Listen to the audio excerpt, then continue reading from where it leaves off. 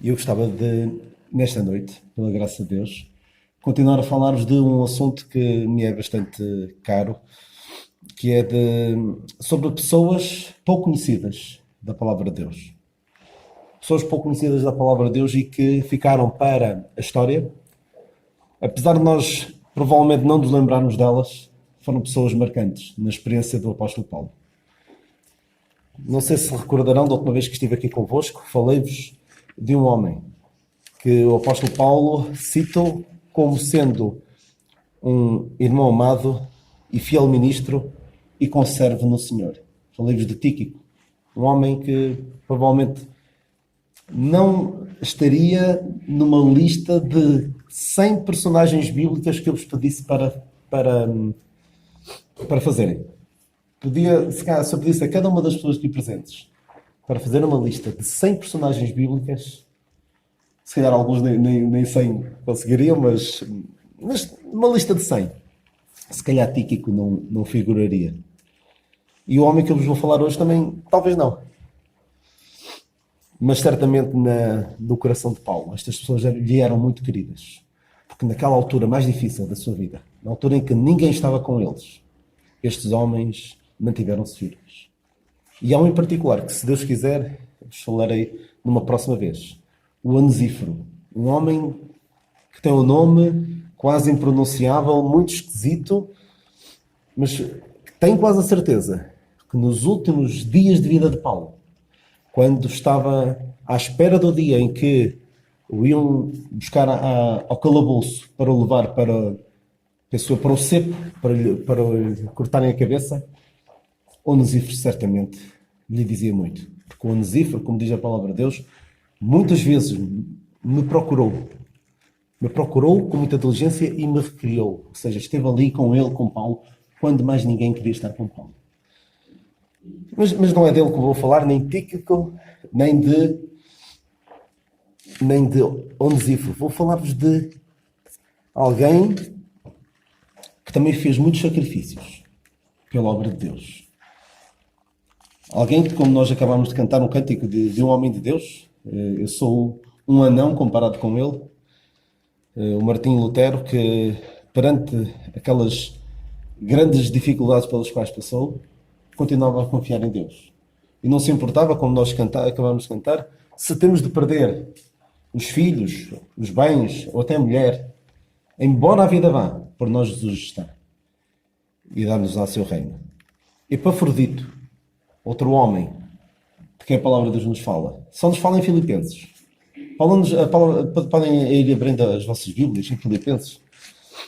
Um homem que ainda é menos vezes citado na palavra de Deus do que o próprio Tíquico, que é tão pouco conhecido. E este Epafrodito foi um homem que se meteu em grandes problemas por causa do dinheiro. Mas não no sentido em que muitos hoje se metem em problemas por causa do dinheiro. Por causa de uma oferta que para muitos poderia ser insignificante, ele não fez caso da própria vida. Ou seja, ele personificava as palavras daquele cântico que nós acabamos de cantar. A minha vida não é preciosa. O que é precioso é a obra de Deus. Vamos falar um bocadinho sobre este homem. Tem uma biografia tremenda. Vamos ler em Filipenses 2. Se o Tíquico era um irmão amado e fiel ministro e conservo no Senhor, a biografia deste Epafrodito, os títulos que este Epafrodito tinha eram meu irmão, cooperador e companheiro nos combates. Que privilégio um homem de Deus ficar para a eternidade, literalmente para a eternidade, com estes títulos. E estes títulos não se obtêm em nenhum seminário de teologia, em qualquer grande universidade deste mundo. Aprende-se no terreno, aprende-se a lidar com os irmãos. Vamos ler então. Eu gostava de ler o capítulo todo de 2 de Filipenses, particularmente estas primeiras palavras que nos falam da abnegação do nosso amado Salvador, o Senhor Jesus Cristo, que se aniquilou a si mesmo e fez-se servo e e acabou dando a sua vida por nós, e Deus o exaltou soberanamente. Paulo começa com este exemplo máximo do Senhor Jesus Cristo, de alguém que põe o interesse dos outros acima dos seus próprios interesses. Fala também dele, e fala também de Timóteo, que Paulo diz com alguma mágoa: todos buscam o que é seu e não o que é de Cristo Jesus, no versículo 21, mas Timóteo era diferente. E então, aqui a partir do versículo 24, a partir do versículo 24, Paulo diz assim, Filipenses 2:24. Filipenses 2:24. Sim? Mas confio no Senhor que também o mesmo em breve irei ter convosco. Julguei contudo necessário mandar-vos Epafrodito, meu irmão e cooperador e companheiro nos combates, e vosso enviado para prover às minhas necessidades. Porque tinha muitas saudades de vós todos, e estava muito angustiado do que tivesseis ouvido de que ele estivera doente. E de facto esteve à morte. Esteve doente, quase à morte. Mas Deus se apiadou dele. E não somente dele, mas também de mim, para que eu não tivesse tristeza sobre tristeza. Por isso vos enviei mais depressa, para que, vendo outra vez, vos regozijeis e eu tenha menos tristeza. Recebei, pois, do Senhor com todo o gozo e tendo em honra. Porque pela obra de Cristo chegou até bem próximo da morte, não fazendo caso da vida, para suprir para comigo a falta do vosso serviço. Está aqui a leitura da palavra de Deus. Vamos ver ainda outras passagens, em 2 aos Coríntios. E há uma outra passagem daqui que nos fala de Epafrodito. É só virar a página em que o apóstolo Paulo diz assim, no versículo 18 do capítulo 4. Filipenses 4:18. Mas bastante tenho recebido, e tenho abundância. Cheio estou depois que recebi de Epafrodito o que da vossa parte me foi enviado, como cheiro de suavidade e sacrifício agradável e aprazível a Deus. Então este Epafrodito era um dos vários cooperadores de Paulo, alguém que eu creio que esteve com Paulo até ao fim, ou quase até ao fim. Paulo aqui já estava preso, não sei ao certo quanto tempo é que terá vivido depois disto, apesar de Paulo não o citar na sua última epístola, creio eu, só lemos dele aqui. Não sei até se ele terá morrido entretanto, é uma possibilidade, porque ele de facto pôs-se a jeito, esteve quase à morte, queria tanto levar aquele dinheiro a Paulo que quase morreu, como nós acabámos de ler. E Paulo não fala mais dele, não sei até se, devido a esta sua atitude, do ponto de vista humano irresponsável, do ponto de vista meramente humano irresponsável, não sabemos se ele terá posteriormente sucumbido a esta doença que o acometeu. Mas ela provavelmente veio de um lar onde não havia o temor de Deus. Sabem o temor de quem é que havia neste lar? No lar de onde Epafrodito veio. Quem é que acham? Havia o temor de quem? O próprio nome diz. Tirem o EP antes e que palavra fica? Afrodito, não é? Epafrodito. Certamente os seus pais eram pagãos e dedicaram este seu filho à deusa do amor, à deusa Afrodite. A deusa Afrodite, que era uma deusa grega correspondente, tem a sua correspondência nos deuses romanos, a deusa Vênus, a deusa do amor. E nós até temos palavras afrodisíaco, que vem de algo relacionado com o amor carnal. Então nós temos estes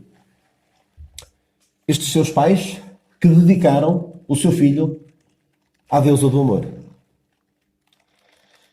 Mas apetece-me dizer, depois deste homem ter conhecido o amor de Deus, foi dedicado pelos seus pais à deusa do amor. Mas depois de ele ter conhecido o verdadeiro amor, não o amor carnal, mas o amor de Deus, o amor sublime, o amor ágape, ele passou a ser dedicado não a Afrodite, mas dedicado à obra de Deus. Dedicado aos irmãos. Pois, Paulo usa este homem como um exemplo de alguém que pôs os interesses dos outros acima dos seus próprios. E nós precisamos de pessoas como este homem. Ou seja, este exemplo mostra-nos também como, mesmo pessoas que não tiveram o privilégio de nascer num lar onde a palavra de Deus é valorizada, onde há o temor de Deus, há esperança mesmo para esses. Mesmo para aquelas pessoas que não tiveram este privilégio. Mas aqueles que têm este privilégio, não o desperdicem. Não desperdicem o berço de ouro que Deus vos proporcionou. Quando eu falo de um berço de ouro, é como aquele berço onde Timóteo nasceu. Não do ponto de vista humano, provavelmente não, mas o privilégio que é, desde a sua meninice, conhecer as Sagradas Letras, que podem tornar sábio para a salvação. E espero que ninguém seja louco ao ponto de desperdiçar o maior privilégio que alguém pode ter, de conhecer a palavra de Deus. Porque proporciona a possibilidade de conhecer a salvação que há unicamente através do Senhor Jesus Cristo. Mas hoje Epafrodito não teve esse privilégio. No entanto, quando conheceu o amor de Deus, quando foi confrontado com o amor de Deus, ele não quis saber mais de Afrodite. Até há quem diga que este Epafrodito, a partir do momento em que se converteu, passou a usar o nome Epáfras. Ou seja, tirou o Afrodite do nome e passou a ser chamado Epáfras. Eu não creio, há razões para eu não me parecer isso, porque Paulo, quando fala aos Colossenses sobre Epáfras, diz que Epáfras é dos vossos. Ou seja, Epáfras provavelmente era lá da zona de Colossos e não da zona de Filipos. Mas há quem diga que ele mudou de nome. Mudou de vida, mudou de nome. Mesmo que não tenha mudado de nome, mudou completamente de vida. Depois que alguém conhece o amor de Deus. Todos os outros amores são menores, devem ser menores. O próprio Senhor Jesus Cristo, e aquele cântico que nós lemos, até os filhos e mulher devem estar em segundo plano. E se nós tivermos de os largar por causa de Deus, de seguirmos a Deus, claro, não é largar de ânimo leve, mas se precisarmos de perder por causa de Deus, por causa da obra de Deus, que assim seja. Espero não ser mal entendido, está bem? Ora bem, então este homem foi enviado pelos filipenses para suprir a necessidade de Paulo. Mas reparem aqui, antes de falar disso, reparem aqui no que Paulo diz no versículo 25. Epafrodito, meu irmão, cooperador e companheiro nos combates, e vosso enviado para prover as minhas necessidades. Eu vejo aqui 3 níveis de compromisso com a obra de Deus. Há um nível básico, meu irmão. E aqui a pergunta que deve ser feita é: será que os crentes me podem chamar irmão verdadeiramente? Será que eu já sou nascido de novo? Será que eu já conheci, tal como este Epafrodito, conheci verdadeiramente o amor de Deus? E me rendi ao amor de Deus? Ou ando aqui apenas a enganar-me e a enganar alguns durante algum tempo? A Deus não engana. Espero que cada um que aqui está tenha tido esta experiência de conhecer o amor de Deus e aceitar a salvação que Deus oferece unicamente através da morte e ressurreição do Senhor Jesus Cristo. É isso que pode fazer toda a diferença na vida de uma pessoa. Pode transformar alguém que adorava a Afrodite, dedicado a Afrodite, para alguém que adora a Deus, e alguém que se dedica aos crentes. E este é o nível básico de relacionamento com os crentes. É irmão. Mas todos nós devemos aspirar a algo mais do que isso. Cooperador. Estamos nós, estou eu, cada um de nós está dedicado, busca fazer algo na igreja. E não pensem que a única coisa que se pode fazer na igreja é subir ao púlpito e abrir a palavra de Deus e expor a palavra de Deus. Claro que isso é um ministério importante, mas há muitos mais ministérios. E há um que infelizmente é tão desvalorizado. Mas qualquer um pode exercê-lo. Em sua casa, quando quiser, até a trabalhar. Até a trabalhar pode exercê-lo. Nem todos os trabalhos dão para exercer. Que é orar pelos irmãos. Isso é um nível de cooperação tremenda. Importantíssimo. Mas devo procurar e mostrar o meu interesse em cooperar na obra de Deus.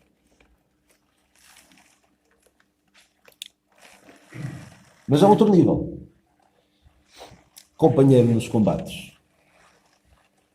Será que quando a luta fica mais dura, sou daqueles que permanece?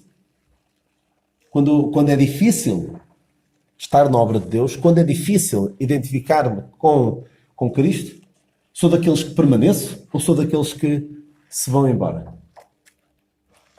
Sou eu como o jovem Marcos, que de facto era cooperador de Paulo no início da sua caminhada. Certamente conhecerão aquele episódio em Atos 13, creio, em que Marcos foi com o tio Barnabé e com Paulo, na sua primeira viagem, na primeira viagem missionária, assim chamada.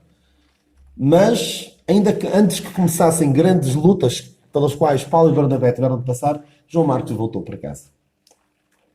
Ele não era um companheiro nos combates, não foi um companheiro nos combates, mas pela graça de Deus e pela, se calhar, uma certa dureza de Paulo e também consolação de Barnabé, ele pôde ser reabilitado. E mais tarde, quando a luta era difícil, este mesmo João Marcos foi de facto um companheiro nos combates.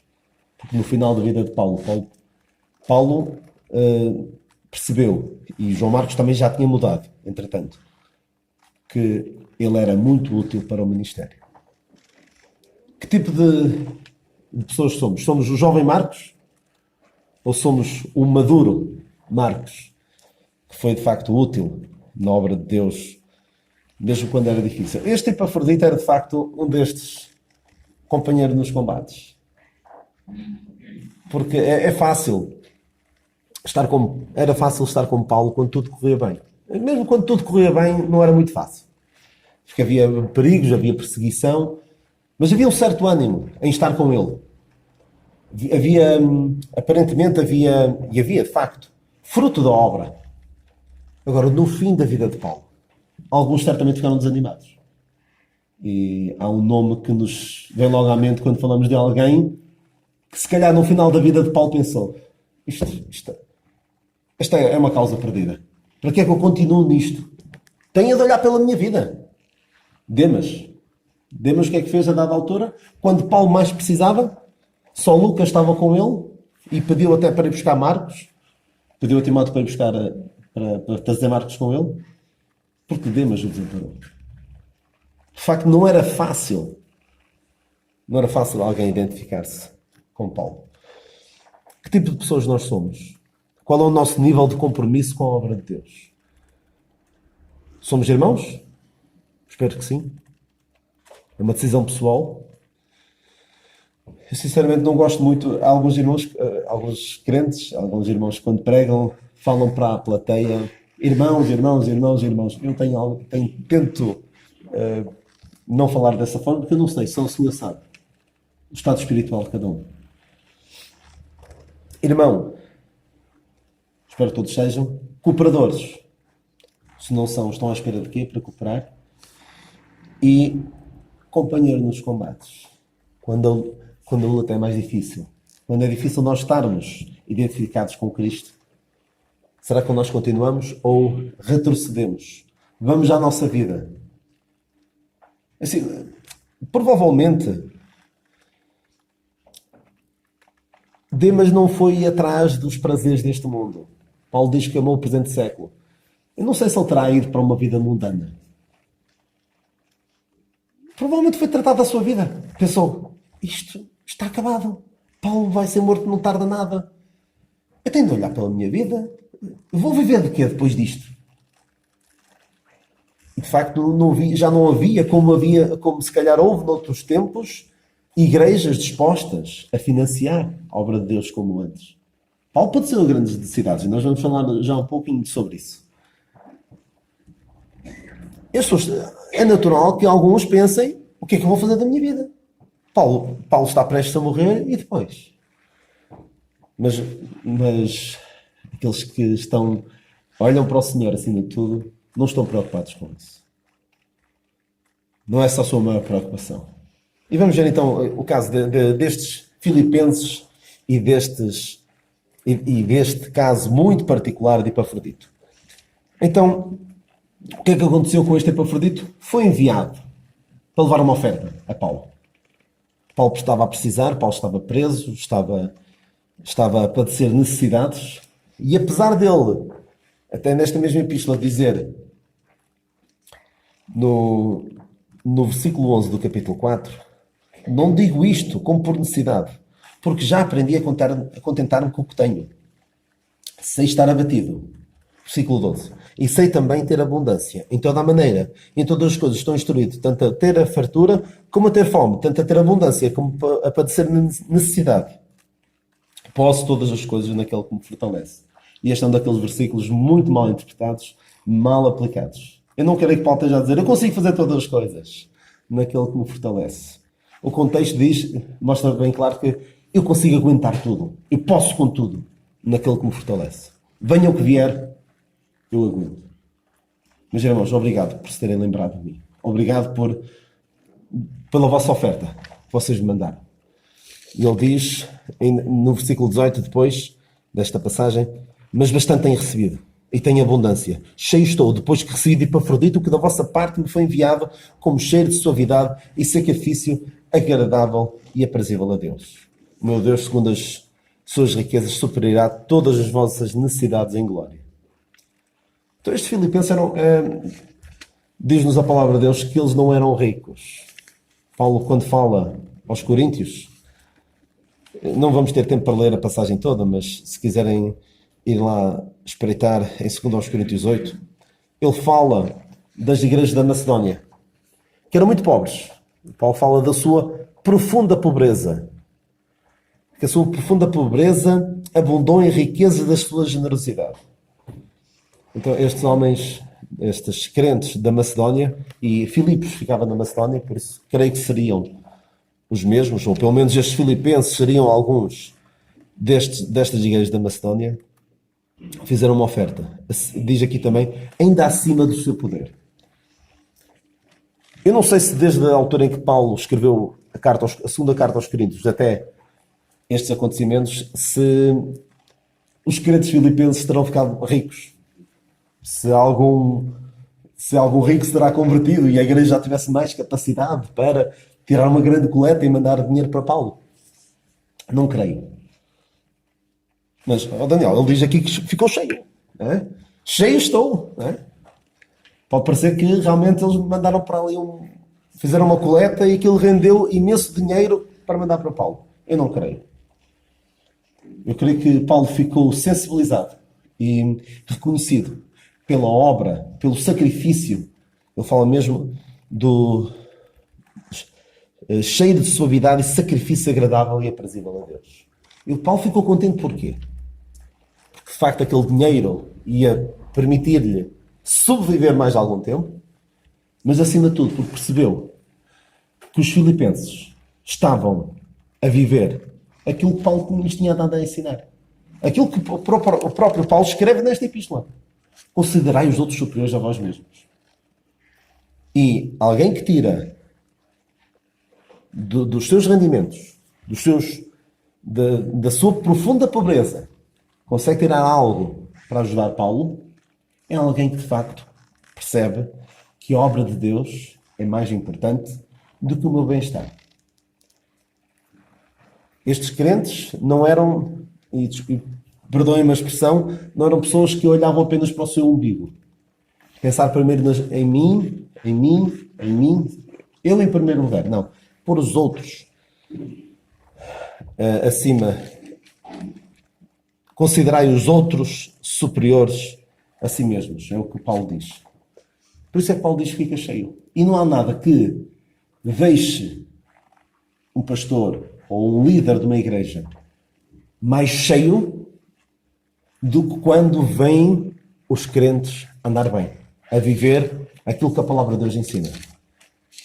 O apóstolo João escreve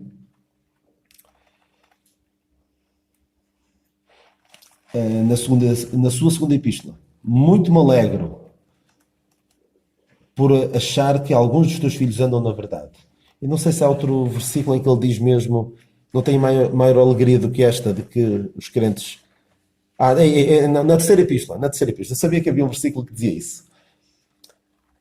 Terceira epístola de João, versículo 4. Não tenho mais gozo do que este, de receber grandes ofertas. Não, nada disso. Alguns, se calhar, é assim. Os mercenários vivem dessa maneira. Mas João não. O de ouvir que os meus filhos andam na verdade. E, de facto, o maior gozo, a maior satisfação de alguém que ensina a palavra, de alguém que Deus escolheu para conduzir o seu povo, de instruir o seu povo, é de ver que eles estão a viver o que a palavra de Deus ensina. E Paulo, de facto, ficou cheio. Não devido à oferta, foi pouca, mas devido à atitude de sacrifício dos crentes. E é curioso que nós usamos uma expressão que é a cereja no topo do bolo. Mas há uma expressão bíblica que já vamos ver. Já vamos ver daqui a um bocadinho. A cereja no topo do bolo de tudo isto foi Epafrodito. Porque em cima daquela oferta veio a oferta de Epafrodito. Epafrodito foi alguém que, ao ir levar esta oferta de Roma até Filipos, ele não foi a uma caixa multibanco fazer uma transferência para a conta de Paulo, nada disso. Naquele tempo era bem difícil fazer as viagens até de Filipos até Roma. Ele passou sérias dificuldades, nomeadamente de saúde. Em Filipenses 2,27 vemos, de facto, esteve até à morte. Esteve doente quase à morte. Mas Deus se apiadou dele. E não somente dele, mas também de mim, para que eu não tivesse tristeza sobre tristeza. Quando o bom senso, eu fui doente, e quando o bom senso aconselhava, Epafrodito, recompõe-te. Isto é só dinheiro. Paulo, tu sabes que Paulo aguenta mais algum tempo sem este dinheiro. E se este dinheiro não chegar lá, Paulo aguenta. Tu sabes disso. Mas qual era o pensamento de Epafrodito? Não. É mais importante que este dinheiro chegue lá.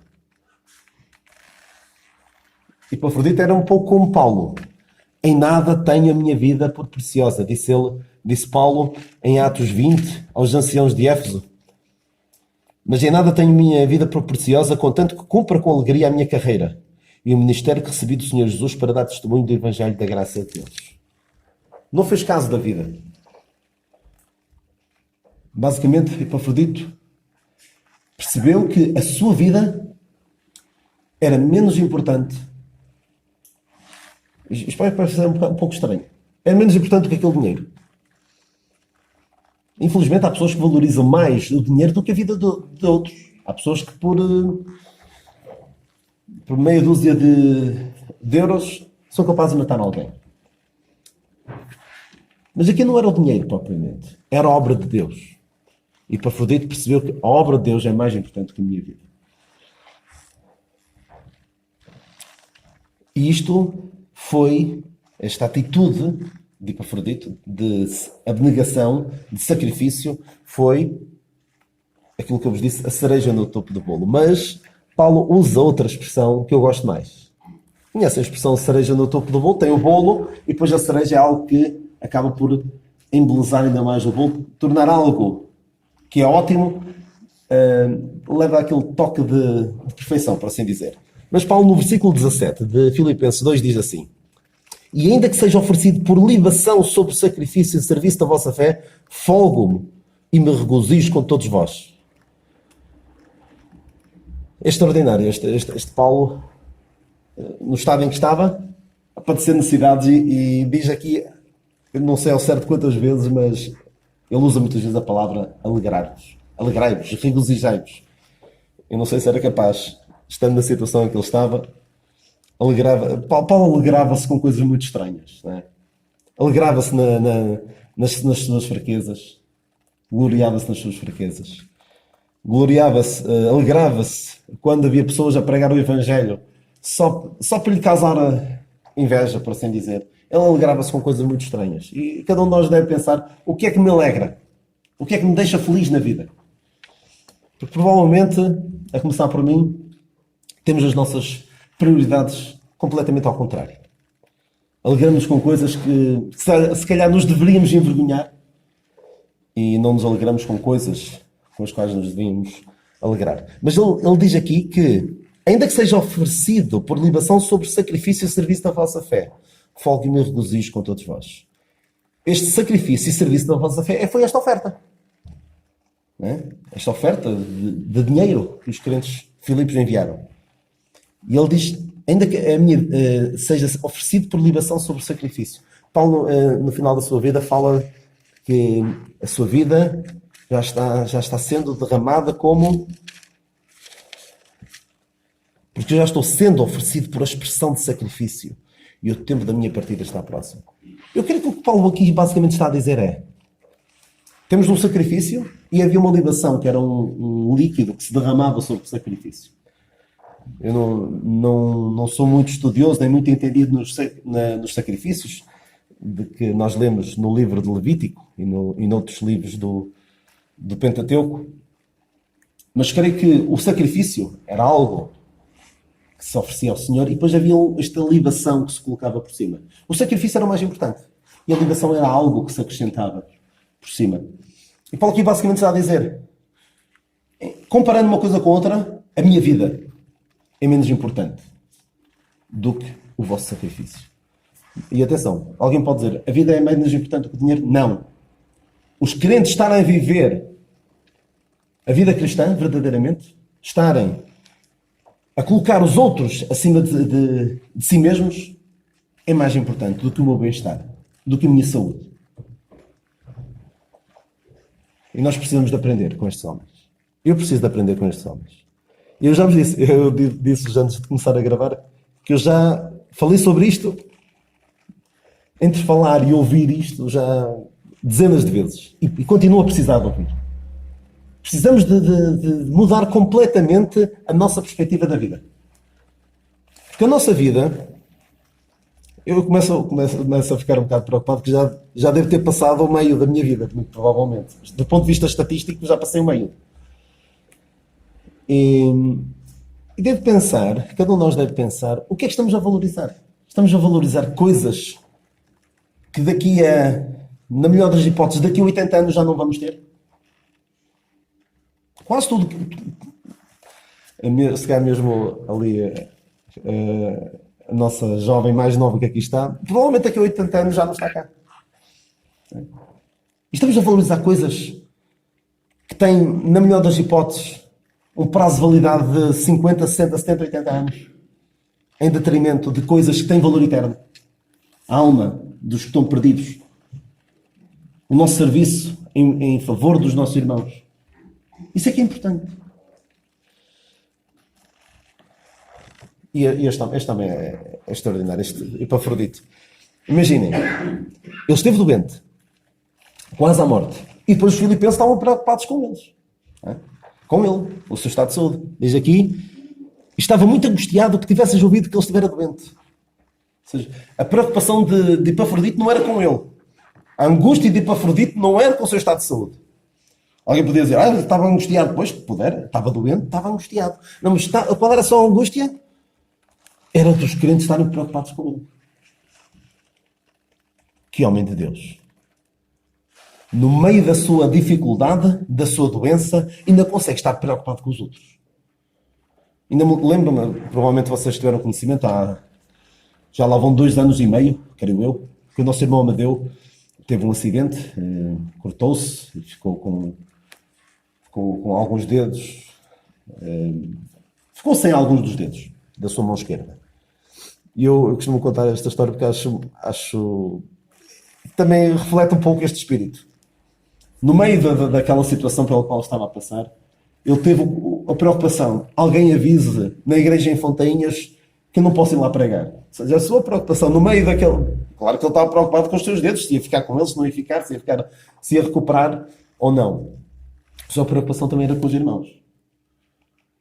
Será que nós, no meio da nossa tribulação, temos uma atitude de coitadinho de mim, ninguém quer saber de mim, ou é como este homem, que ainda consegue pensar nos outros? E o exemplo máximo é o do Senhor Jesus Cristo. Quando estava na cruz, sua preocupação, como diz aquele belo cântico que nós costumamos cantar. Quando Jesus derramou a sua vida, ele pensava em ti, pensava em mim e pensava em nós. E é interessante, e um exemplo bem claro que nós vemos ali é: Senhor Jesus Cristo, prestes a morrer, preocupa-se com a sua mãe. Diz a João, toma conta, basicamente, toma conta da minha mãe. Vemos, de facto, pessoas que colocam os outros acima de si mesmos, no meio da sua angústia, da sua dificuldade, conseguem ainda pensar nos outros. Estar mais preocupados com os outros do que consigo mesmo. Eu não sou capaz. A mim magoa-me um pouco e tudo o resto que está à volta é insignificante comparando com o meu dedo que ficou pisado. Preciso mesmo de aprender com este homem. E é curioso, e eu quero terminar. Curioso não, é bíblico. Paulo, e aqui pode ter estado também a razão para alguns terem abandonado Paulo. Não lemos aqui que Paulo tenha curado Epafrodito. Paulo poderia dizer, realmente ele esteve quase até à morte, mas eu curei-o. Não diz. Paulo já não podia curar. Lemos mais tarde que Paulo diz: Erasto ficou em Corinto e deixei Trófimo em Mileto. Não é assim que diz a Bíblia? Doente. Bastava não ter escrito doente. Para que é que ele foi escrever doente? Para que é que ele foi escrever algo que o deixava mal visto? E de facto, se calhar alguns começaram a ver que Paulo já não podia curar como antes, porque os propósitos de Deus mudaram. Porque os propósitos de Deus para hoje não é a cura, sempre. Às vezes pode permitir que sejamos curados, mas o seu propósito sempre é de que a sua graça nos basta.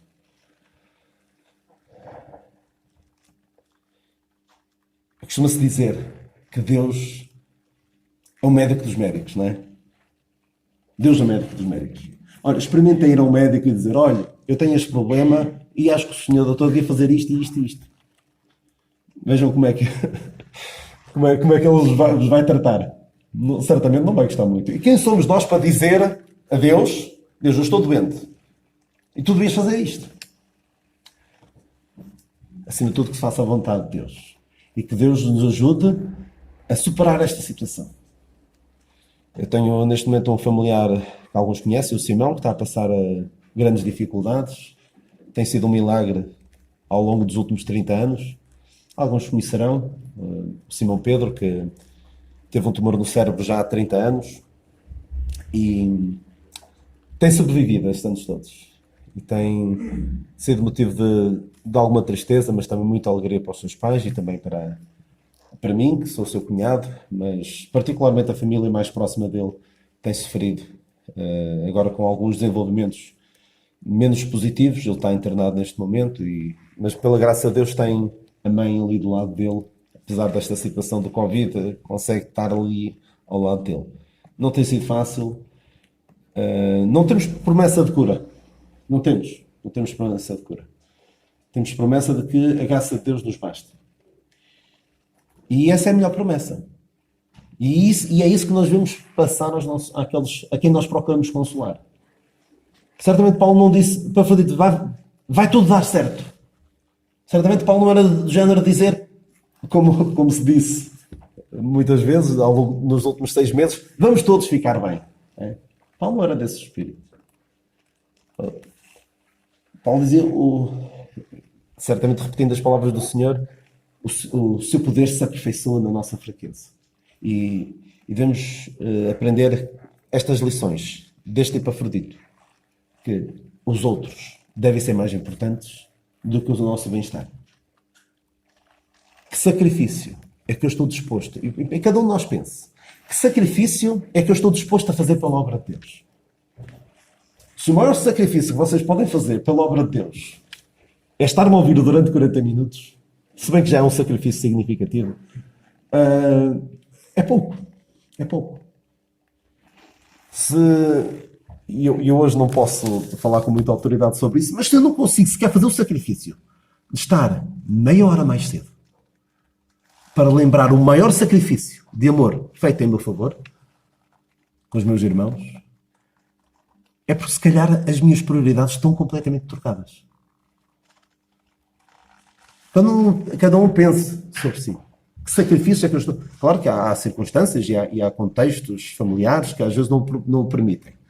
Mas que sacrifício é que eu estou disposto a fazer pela obra de Deus? Já vimos o que é que Epafrodito fez. Vimos, acima de tudo, o que é que o nosso amado Salvador fez. Vimos o que é que Epafrodito fez. Vimos o que é que Paulo fez. E que tipo de pessoas somos? Somos apenas irmãos? Primeiro, se somos irmãos, se somos cooperadores e se somos companheiro nos combates.